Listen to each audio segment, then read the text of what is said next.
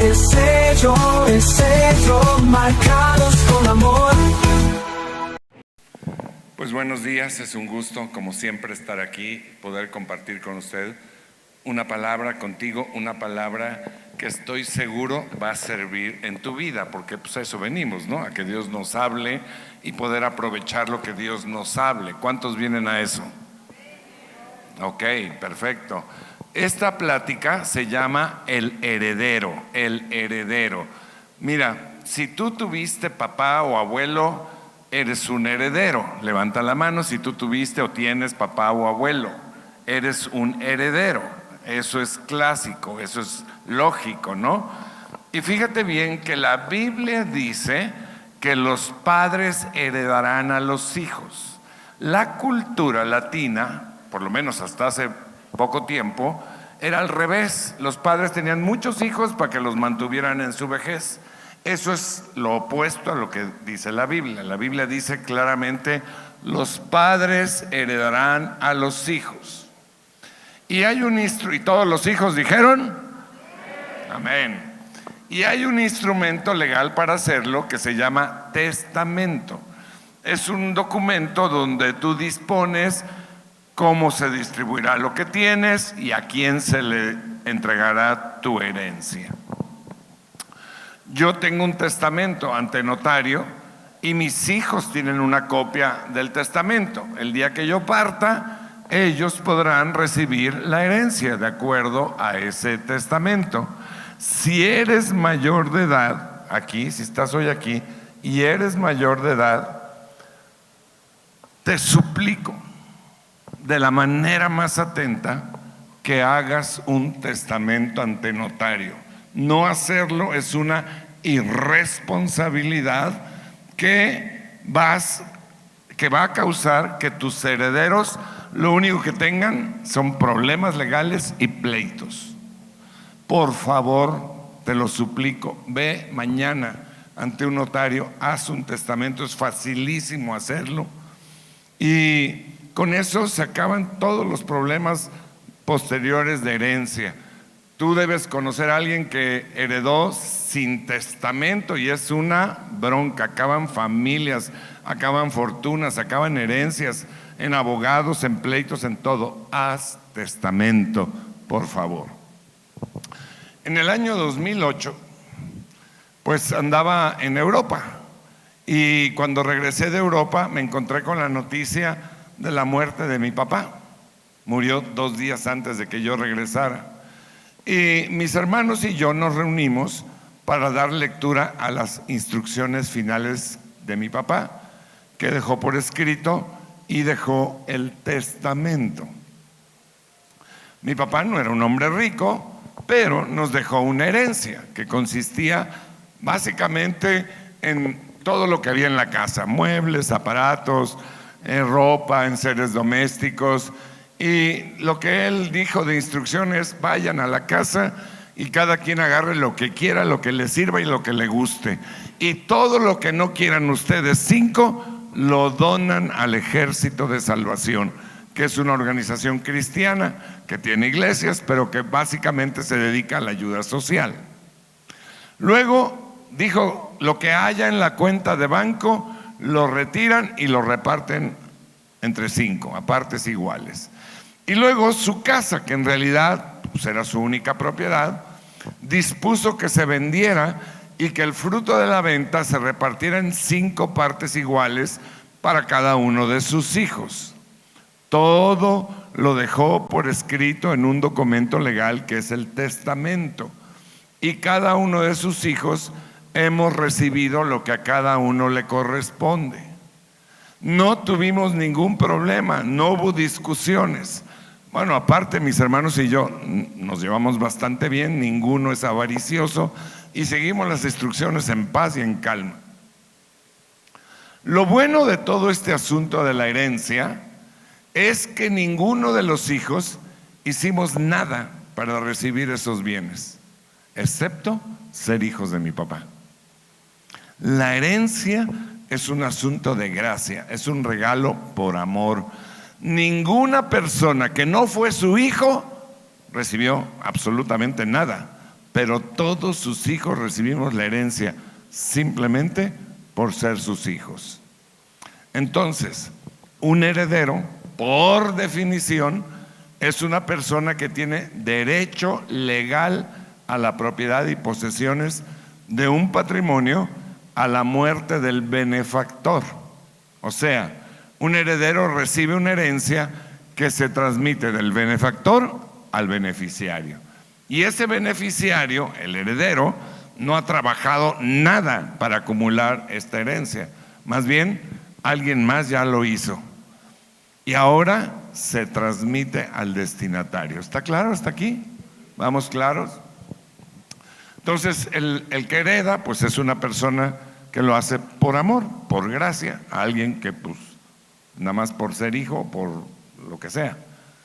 Mi tío Febronio, por ejemplo, estaba muriendo y en su lecho de muerte reunió a sus 3 hijos y les dijo: hijos, ¿saben de la fábrica de zapatos que tengo en León? Sí, papá. ¿Y saben de la tienda de muebles y electrodomésticos que tengo en la Ciudad de México? Sí, papá. ¿Y saben del rancho ganadero que tengo en Sonora? Sí, papá. ¿Pero qué con esos negocios? Dice: pues nada, se los vendo baratos.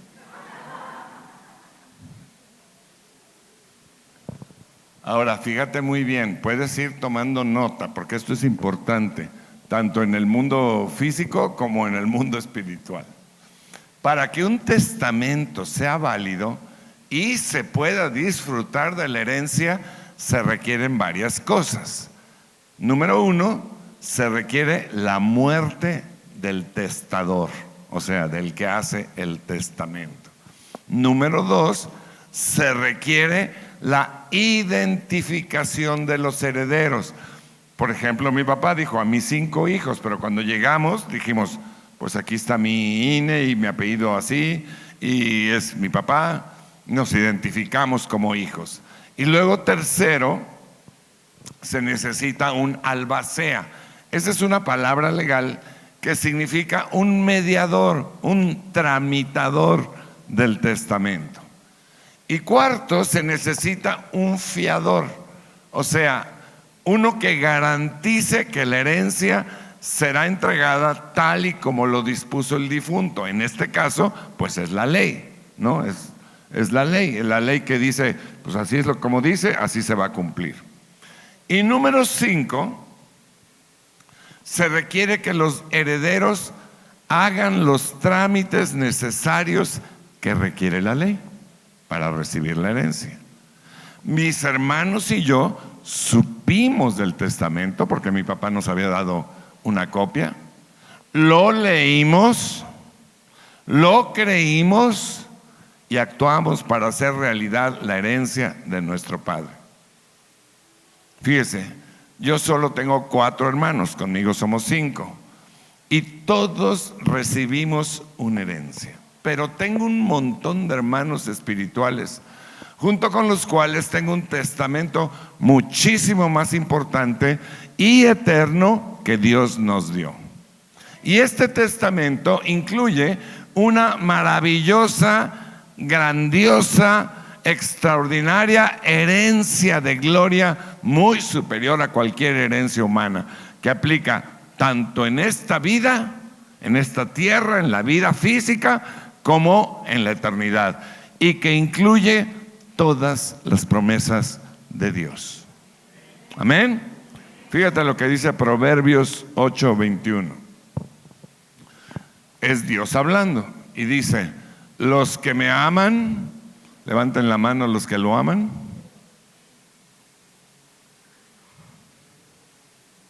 No veo bien, pero ok, todos. Los que me aman heredarán tristezas. No, ¿verdad? ¿Qué dice? Heredarán riquezas.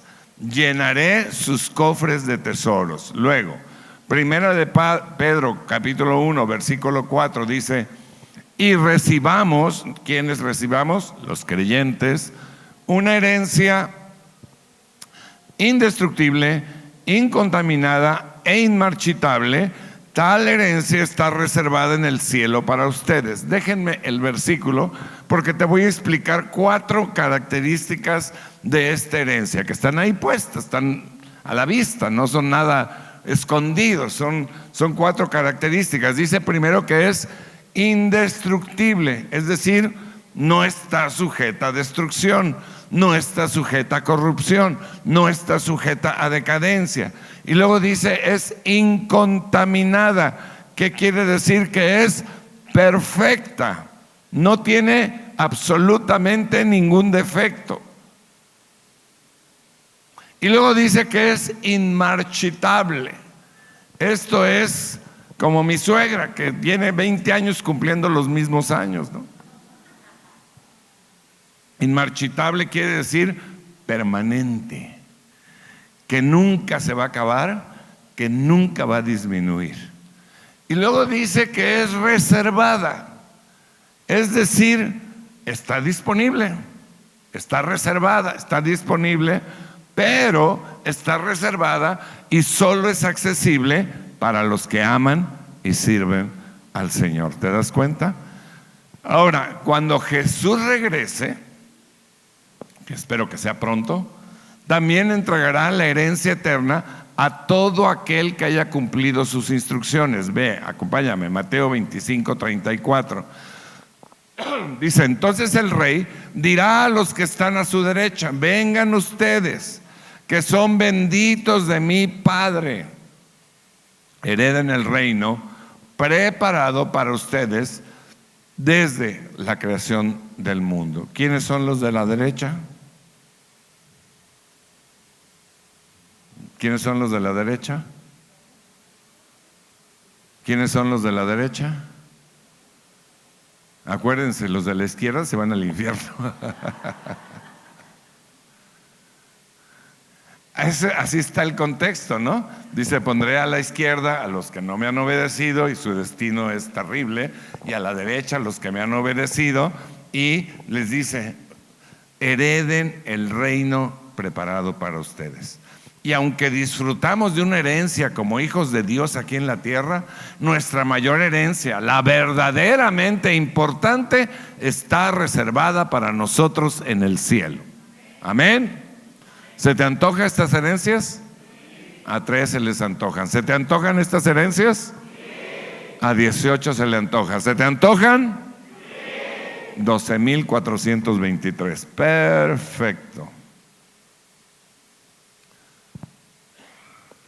Yo tengo una nieta que es muy estudiosa, muy inteligente como el abuelo, pero es muy estudiosa, no como el abuelo. Y ella quiere entrar ella vive en Inglaterra, y en Inglaterra yo no sabía que todas las universidades, a diferencia de México y a diferencia de Estados Unidos, todas las universidades cobran lo mismo, exactamente. Y las 2 universidades mejores del mundo son Cambridge y Oxford. Y luego está Harvard en Estados Unidos y el MIT y otras. Pero las primeras 2 del mundo son Oxford y Cambridge. Y solamente puedes entrar con altísimos méritos estudiantiles, ¿no? Pues ella quiere ir a Cambridge. Y entonces mandó su solicitud. Y pues estaba esperando que le dieran el acceso, porque cuando mandas tu solicitud, primero te dan una aceptación para hacerte un examen. ¿Quién sabe cuántos miles hacen la solicitud? Y nada más unos pocos reciben la oportunidad de hacer el examen. Y de los que hacen el examen, pues no todos entran. Pues ella estaba el último día, a las 5 de la tarde cierran actividades, eran las 4:30 de la tarde y no había recibido, y a las 4:45 recibió la aceptación de Cambridge. Entonces, pues obviamente tiene una mente superior, por lo menos en cuanto al estudio, ¿no? Pero todas esas personas que estudian en Oxford, en Cambridge, en Harvard y en todo eso, todos los científicos, por muy grande que sea la mente, es difícil, si no es que imposible, entender el concepto de eternidad. y por lo tanto es difícil entender el concepto de infierno y cielo eternos. Pero ambos son una historia sin fin, una historia que nunca acabará.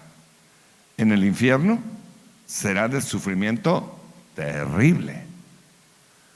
En el cielo, con la maravillosa presencia continua de Dios, con todo lo que pueda hacer feliz a un creyente y la ausencia eterna de todo lo que puede causar daño. Bueno, no lo entendemos, pero cuando lo sabemos, cuando sabemos esto y cuando valoramos la gloria que nos aguarda, entonces vamos a ser más capaces de soportar lo que se presenta en esta vida. Vamos a ser más capaces de alabar a Dios incluso durante las pruebas y los problemas. Y seremos más capaces de hacer su voluntad con decisión, porque tenemos su garantía de que recibiremos toda la herencia que nos ha prometido. Ahora bien,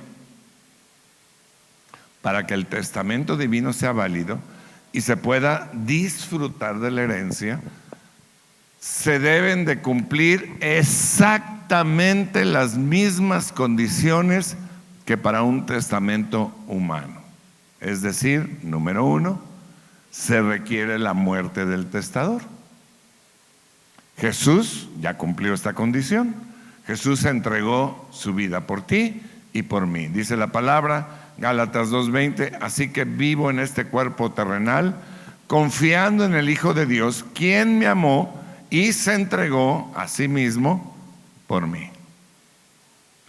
Segunda requisito, ¿no? Segunda condición, se requiere la identificación de los herederos.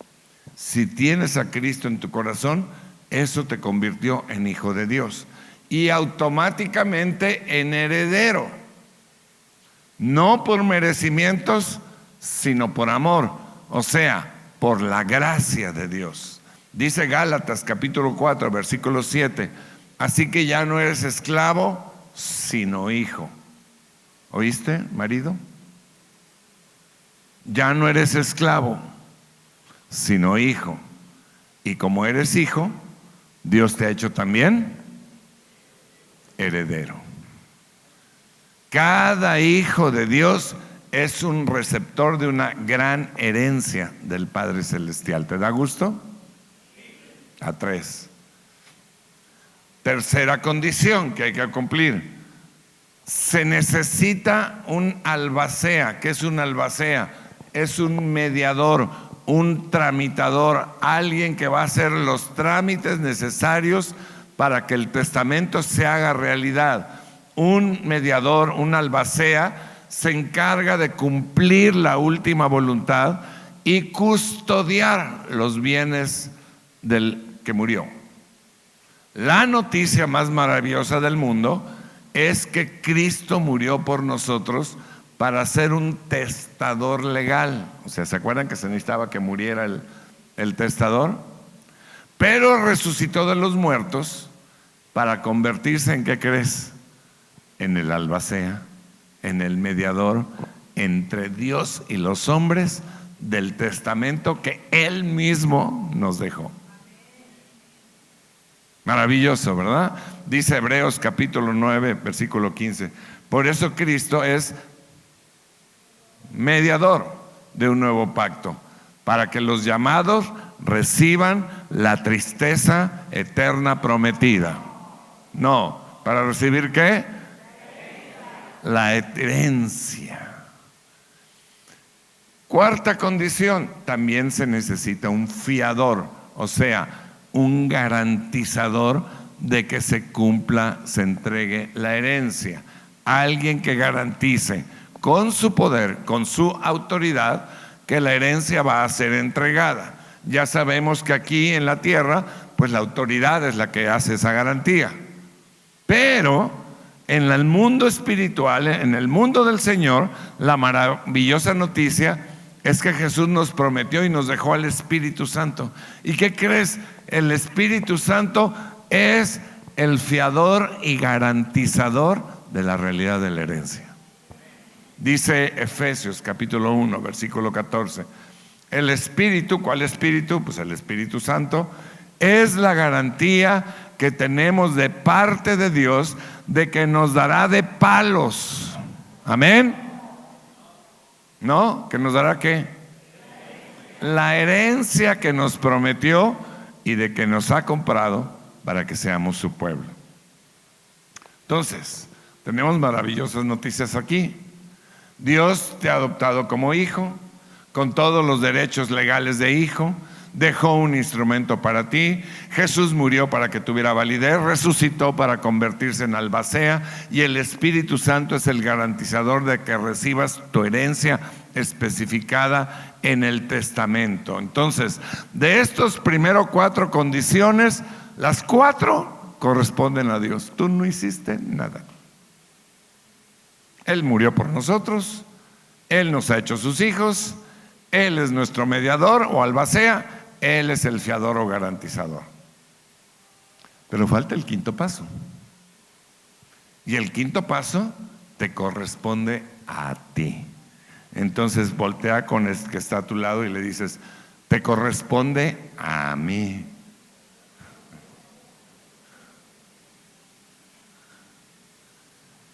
O sea, es la parte que tú tienes que hacer. ¿Cuántos dispuestos están aquí? Y conste que todavía no digo de qué se trata. Pero oye, pues la herencia, ¿qué es lo que tienes que hacer? Seguir las instrucciones para reclamar la herencia y hacerla efectiva. Y para cumplir estas instrucciones, tú tienes que transitar las etapas que te llevan a la realidad de la herencia. Las etapas que nos llevan a la realidad de la herencia están descritas en la Biblia. Son 3 etapas espirituales iguales a las que existen en la realidad física: niños, jóvenes y adultos maduros. Ok, los niños están en su clase. Levanten la mano los jóvenes. ¿Tú no, Alex? Ahora levanten la mano los adultos. ¿Ok? Entonces hay 3 etapas: niños, jóvenes y adultos en el mundo espiritual también.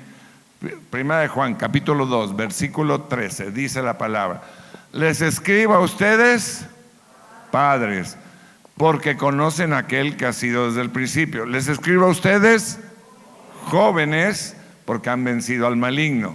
Les he escrito a ustedes, niños, porque conocen al Padre. Ahí están las 3 etapas: niños, jóvenes, adultos. ¿Qué son los niños pequeños? Pues son indefensos. No tienen todavía el criterio, no tienen el conocimiento ni la edad legal para recibir una herencia. Los niños espirituales son los nuevos creyentes. No es pecado ser un niño espiritual. Por ahí empezamos todos, absolutamente, ¿no? Son los que ya tienen a Cristo en su corazón, ya recibieron el perdón de pecados, ya recibieron la vida eterna, entre otras importantes cosas, pero aún son pequeños espiritualmente, aún son dependientes de otros para alimentarse, para crecer espiritualmente. Entonces, ni saben ni pueden manejar una herencia. Los jóvenes se refiere a adolescentes que ya han crecido un poco más, ya reciben ciertos privilegios, pero aún no tienen la mayoría de edad, es decir, aún no tienen la edad legal para recibir una herencia. Los jóvenes espirituales son aquellos que ya empezaron a aprender ciertas cosas y a ponerlas en práctica, ciertas cosas de la palabra, y tienen victoria en ciertas áreas, hacen ciertas cosas, pero aún les falta crecer, aún les falta madurar para poder recibir la herencia. Estas 2 categorías, niños y jóvenes, según la palabra, todavía no pueden recibir la herencia completa, aunque el testador haya muerto y le haya dejado todo en su testamento. Son dueños de todo, pero no lo pueden disfrutar aún. Ve Gálatas capítulo 4 versículo 1. Piénsenlo de la siguiente manera: si un padre muere y deja una herencia a sus hijos pequeños, esos niños no están en mejor situación que los esclavos o los sirvientes. O sea, los esclavos, los sirvientes no disfrutan de la herencia, pero tampoco los niños pequeños, hasta que se hagan mayores de edad. A pesar de que en verdad son dueños de todas las posesiones de su padre. Pues esto es lógico, ¿no?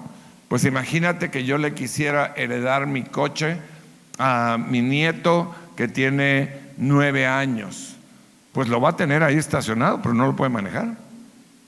¿Hasta cuándo lo va a poder manejar? Hasta que sea mayor de edad, tenga una licencia y aprenda a manejar. Eso es lo que pasa cuando no eres maduro. Y la tercera categoría es esa, la de adulto, la de maduro. Ya espiritualmente son los que han crecido en su vida espiritual. ¿Con qué han crecido? Con el conocimiento de la palabra de Dios. Pero no basta. Necesitan obedecer la palabra y necesitan la comunión con el Espíritu Santo. Los maduros son gente ya que espiritualmente ha madurado, que ya son responsables en los asuntos de Dios y tienen algunas evidencias que se pueden ver o se deben notar. Número 1, carácter transformado. Si tú ves un enojón, todavía no está maduro. Di ups.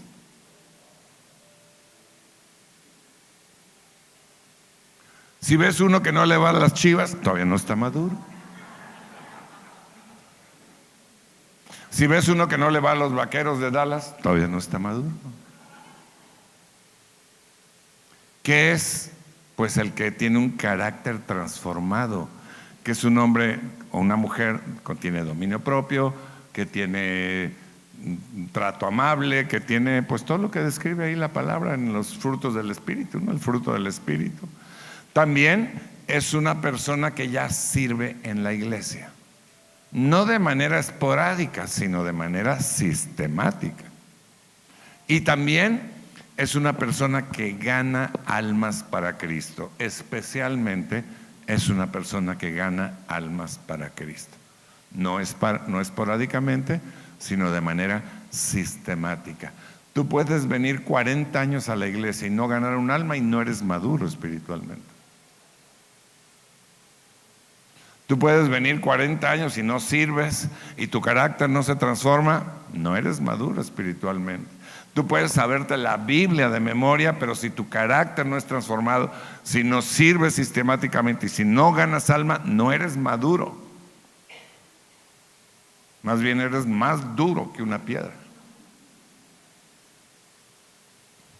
Porque la madurez espiritual no viene por tener muchos años en la iglesia, sino por mostrar las evidencias de ello. Cuando un hijo de Dios llega a la madurez, la herencia se hace una realidad en su vida.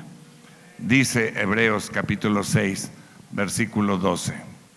Entonces no se volverán torpes ni indiferentes espiritualmente. En cambio, seguirán el ejemplo de quienes, gracias a su fe y perseverancia, heredarán las promesas de Dios. ¿Qué se necesita? Fe y perseverancia continua.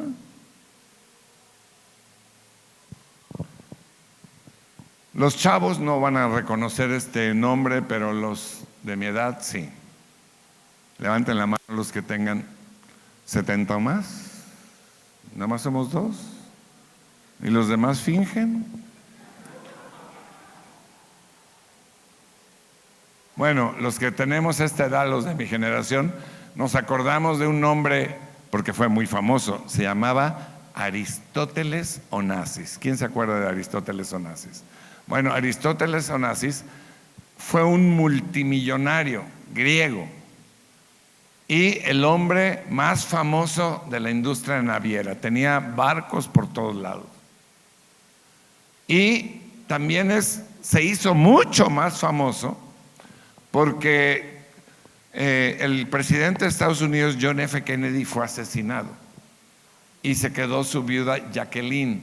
Y Aristóteles Onassis se casó con la viuda de John F. Kennedy, con Jacqueline. Entonces se hizo mucho más famoso. Onassis, Aristóteles Onassis, ahí están las fotos. Aristóteles Onassis murió en 1975 y dejó toda su fortuna a su única hija, la heredera Cristina, la única hija que tenía. Pero, ¿qué crees? Que pudo disfrutar muy poco de la herencia porque murió prematuramente, poco tiempo después, a los 37 años. Y dejó una única heredera, su hija Atina, que en ese momento tenía 2 años. El problema es que Atina era dueña de todo. La herencia eran casi 3,000 millones de dólares. Pero no podía disponer de nada hasta que cumpliera la mayoría de edad legal de los 21 años. Por supuesto que en lo que creció y eso, pues sí se le otorgaba pues sustento y algunas cosas. Pero fue hasta enero del 2006 cuando Atina por fin recibió su herencia de casi 3,000 millones de dólares. Suena muy bien, ¿no? Pero la realidad, y como acotación, como información al calce, es que la maldición acompaña siempre a los bienes y herencias donde Dios no está incluido. Siempre. Si tú estudias la palabra de Dios, te vas a encontrar que hay más de 20 maldiciones para las fortunas que no vienen de Dios. Y muchas de ellas se reflejaron en esta familia. Aristóteles Onassis tuvo 2 divorcios, murió solo, murió en depresión. Su hijo primogénito murió a los 25 años, su hija Cristina murió a los 37, tuvo otro hijo fuera del matrimonio que murió al nacer. Su nieta se casó con un hombre que la engañó, se divorció y hoy a los 40 años vive divorciada y sin hijos. Yo ya le escribí.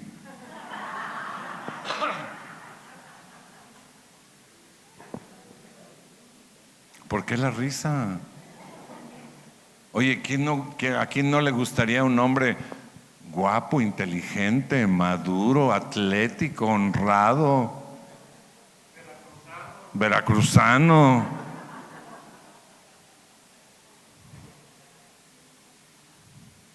En cambio, la herencia que viene de Dios no solo no trae maldición, sino que trae bendición sobreabundante. Acompáñame a Proverbios capítulo 10, versículo 22. Si me mandan el tecladista, por favor. Proverbios 10, 22.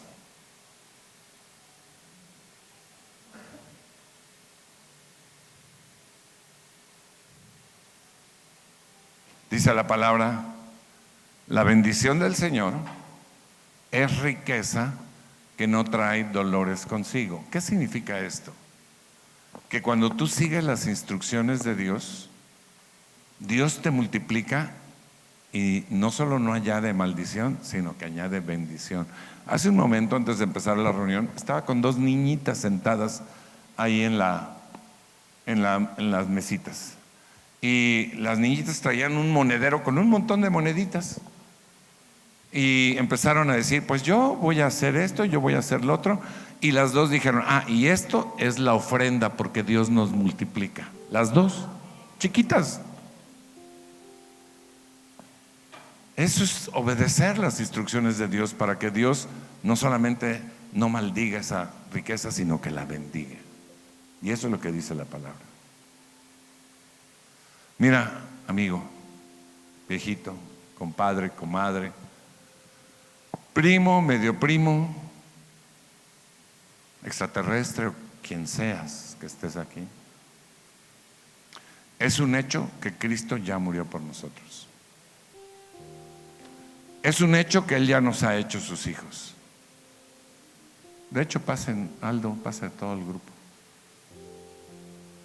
Es un hecho que Cristo ya murió por nosotros. Es un hecho que Él ya nos hizo sus hijos. Es un hecho que Él ya es nuestra albacea o mediador. Y es un hecho que el Espíritu Santo ya es nuestro fiador o garantizador.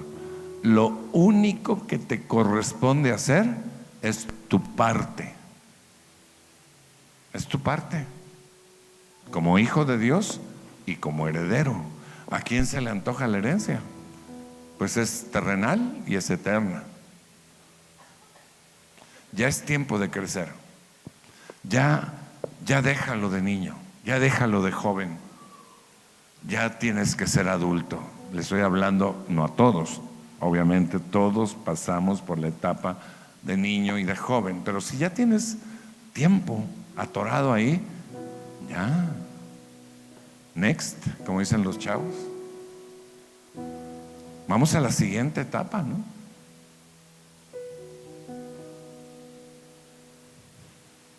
Ya es tiempo de crecer, ya es tiempo de recibir la herencia.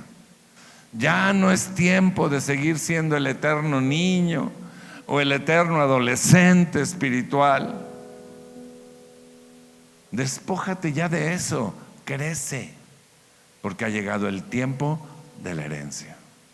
Dice la palabra, Colosenses capítulo 3, versículo 23.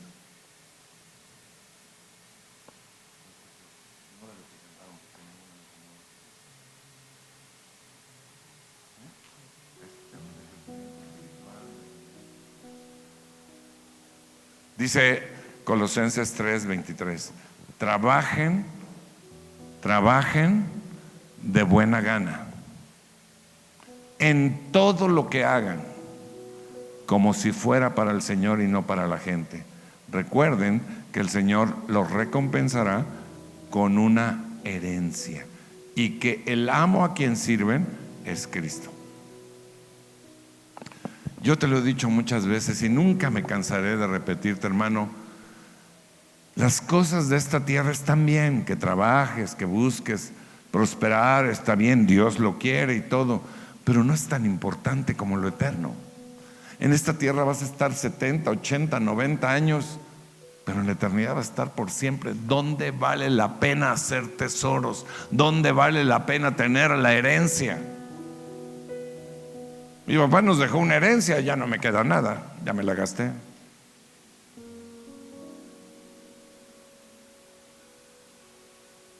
Yo le voy a dejar una herencia a mis hijos, pero seguramente en unos años, pues, a lo mejor ya no tienen nada, pero les voy a dejar una herencia mejor, que es la palabra de Dios, la salvación, y eso es para siempre. Y yo he dedicado mi vida, por lo menos los últimos 32 años, a hacer tesoros en el cielo, a hacer crecer la herencia en el cielo. Y mi herencia en la tierra fue así, pero mi herencia en el cielo va así. ¿Por qué? Pues porque yo entendí cuál es lo importante. No estoy diciendo que no debas buscar la prosperidad y tener mejores condiciones de vida. No estoy diciendo eso. Lo que estoy diciendo es que vale más la pena. ¿Qué vale más la pena? ¿Lo eterno o lo terrenal? ¿Qué vale más la pena? Piénsalo y empieza a dar los pasos para cumplir las instrucciones del Señor para poder recibirla en esta tierra, pero sobre todo en la eternidad. Atina Onassis recibió su herencia en 2006. Yo deseo que hoy sea tu tiempo de empezar a recibir la herencia que viene de un padre mucho más rico, mucho más poderoso que el de Atina y con una herencia mucho más grande y mucho más duradera. Si tú quieres hacerlo, si tú quieres, decides, Señor, yo voy a dar los pasos. ¿Cuáles son esos pasos? Crecer espiritualmente, conocer tu palabra, servir, ganar almas, ser maduro para ti, Señor. Eso es lo que tú buscas. Si tú quieres hacerlo, ponte de pie y vamos a orar. Vamos a orar. levanta tus manos y empieza a conectarte con el Señor, conectarte con el Espíritu Santo y dile: Señor, yo quiero decidir hoy ser el que reciba esa herencia terrenal y eterna.